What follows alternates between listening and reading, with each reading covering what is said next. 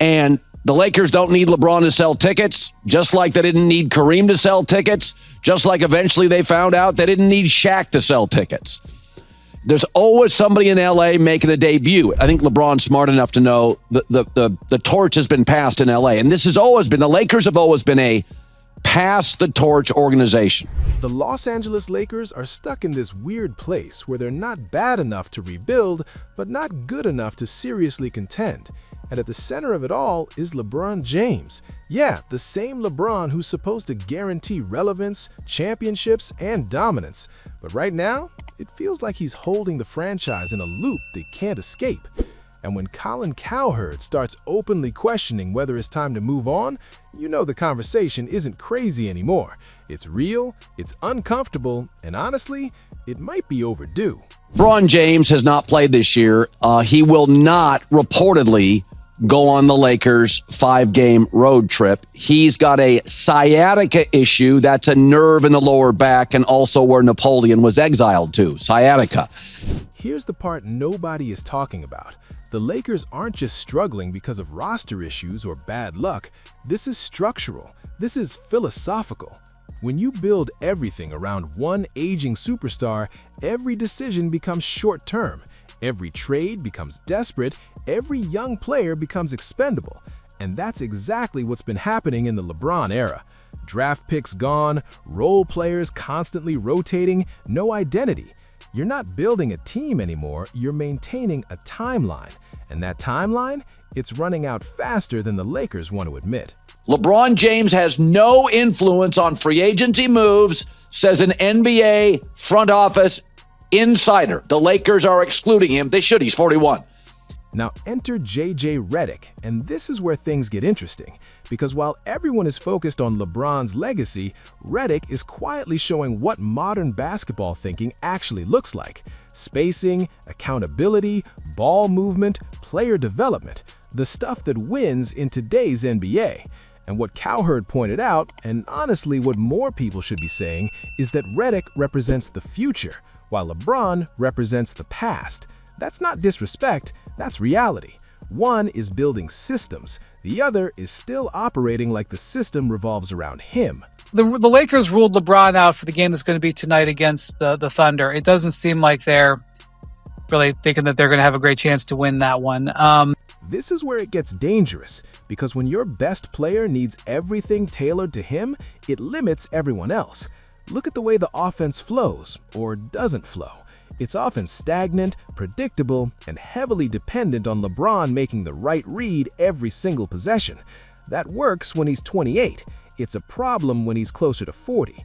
The margin for error shrinks, the defensive energy drops, and suddenly the team isn't adapting, it's surviving. And in the Western Conference right now, surviving is not enough. Let's talk numbers for a second, because this isn't just narrative.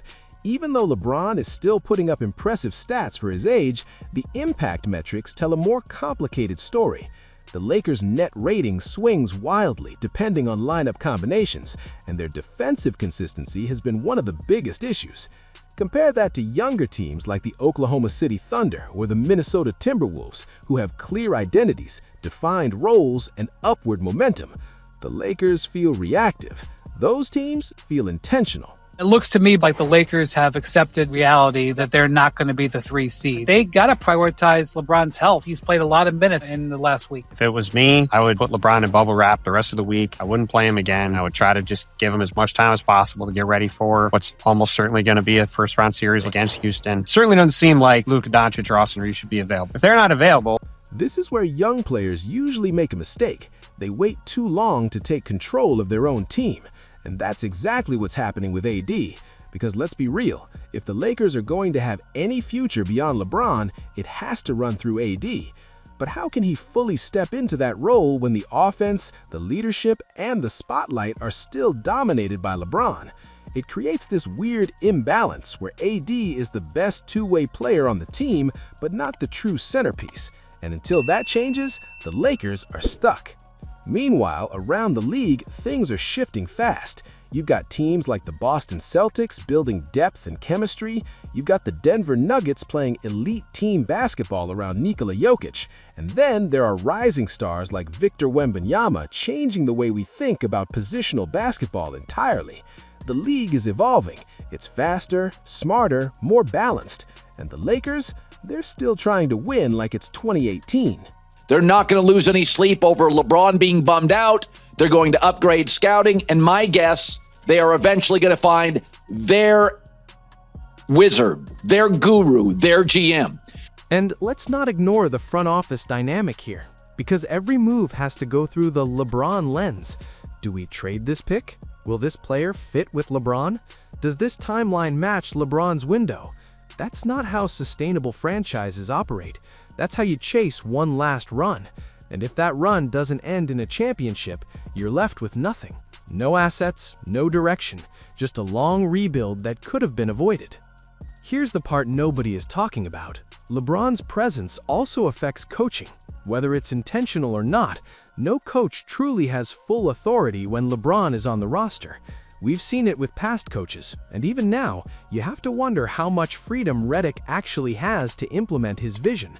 Because coaching LeBron isn't just about strategy, it's about managing influence, and that's a completely different challenge. This is where it gets dangerous, because if the Lakers choose loyalty over logic, they risk falling behind for years. The Western Conference isn't slowing down. Teams are getting younger, deeper, and more aggressive. If the Lakers keep trying to balance the past and the future, they might lose both. At some point, you have to pick a direction, and right now, they haven't. And look, this isn't about disrespecting LeBron's greatness. He's one of the greatest players ever, no debate. But greatness doesn't make you immune to time. Every legend reaches this point. Kobe Bryant did. Michael Jordan did. The difference is how organizations handle it. Do you hold on too long out of respect, or do you make the tough decision to move forward? Because if we're being honest, the signs are there. The inconsistency, the defensive lapses, the reliance on isolation, the lack of a cohesive system. These aren't championship traits. These are warning signs, and ignoring them just delays the inevitable. Meanwhile, Redick's philosophy is exactly what the Lakers need moving forward. A system that empowers multiple players, a structure that doesn't rely on one superstar to make everything happen, a culture that emphasizes growth over shortcuts. That's how you build something sustainable. That's how you compete year after year. Here's the part nobody is talking about. Moving on from LeBron doesn't mean failure. It means transition. It means evolution. It means giving the next era a real chance to develop without being overshadowed. And yes, it's risky, but staying stuck is riskier. So now the question becomes unavoidable. Do the Lakers ride this out until the very end, hoping for one last miracle run? Or do they make the bold move that most franchises are too afraid to make? Because either way, the clock is ticking. And this is where it gets real, because if they choose to move on, it's not just a basketball decision, it's a cultural reset. It's a message to the league that the Lakers are ready to build again, not just borrow greatness. But if they don't, then get ready for more of the same. More headlines, more debates, more seasons that end in disappointment. So I'll leave you with this. If you're running the Lakers right now, what matters more? Honoring the past or securing the future? Because you can't fully do both, and the longer they pretend they can, the further they fall behind.